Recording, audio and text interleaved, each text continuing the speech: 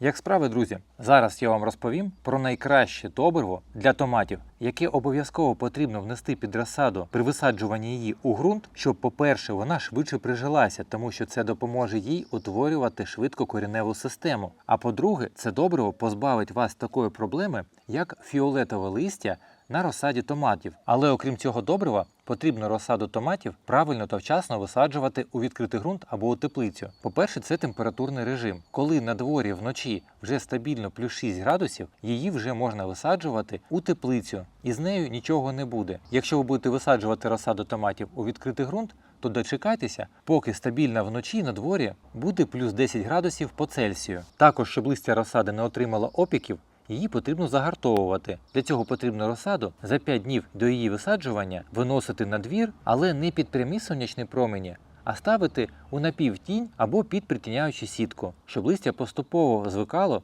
до ультрафіолету. Ну і звісно, що розсаду томатів потрібно вірно заглиблювати у ґрунт. Якщо її посадити поверхнево, коренева система не буде великою, тому рослина не виросте міцною та великою і не дасть вам великого врожаю. А саме потрібно копати лунку глибиною, щоб при зануренні розсада опинилася в ній, по-перше, справжнє листя, а увесь стовбур до цього листя, щоб був у ґрунті. Це потрібно, щоб увесь стовбур обріс корінням. Воно буде знаходитися зверху, воно буде у теплому ґрунті, і рослина виросте великою та міцною. А у саму яму я додаю таке просте, але дуже дієве та корисне для рослини добриво, як деревна зола. Це дуже потужне натуральне добриво і одночасно регулятор ґрунту. І воно зовсім не містить азоту. Зато воно дасть рослині цілий комплекс мінералів у легкодоступній формі. Під одну рослину потрібно буде додати 2 або 3 столові ложки деревної золи. Але прямо на неї ми саджанець не ставимо.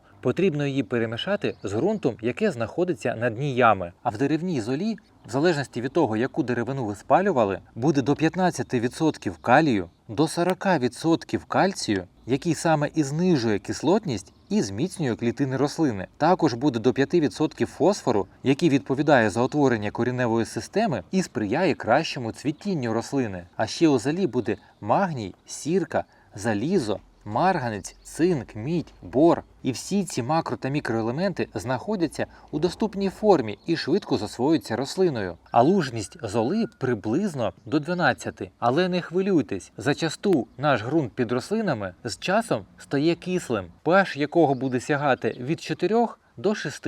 А в такому ґрунті томати дуже погано ростуть. І я думаю, ви часто стикалися з тим, що на вашій розсаді фіолетове листя знизу або і зверху. І більшість городників думають, що проблема лише у тому, що не вистачає фосфору, і вносять фосфорні добрива. Але це не допомагає. А це стається тому, що ґрунт кислий і засвоєння фосфору падає на 50%. А коли ми вносимо золу, вона лужна, вона розкислює ґрунт, і pH у нього стає сприятливим до засвоєння томатами фосфору. Тому тепер ви знаєте, що фіолетове листя на томатах – це не тільки нестача фосфору, а ще й неможливість засвоєння фосфору самою рослиною. Із-за того, що pH ґрунту низький, а також із-за того, що ґрунт кислий, погано засвоюється не тільки фосфор, а ще й калій, і ґрунт такий для рослини стає токсичним, а саме підвищується розчинність алюмінію, марганцю та заліза, що отруює кореневу систему. І ще перевагою золи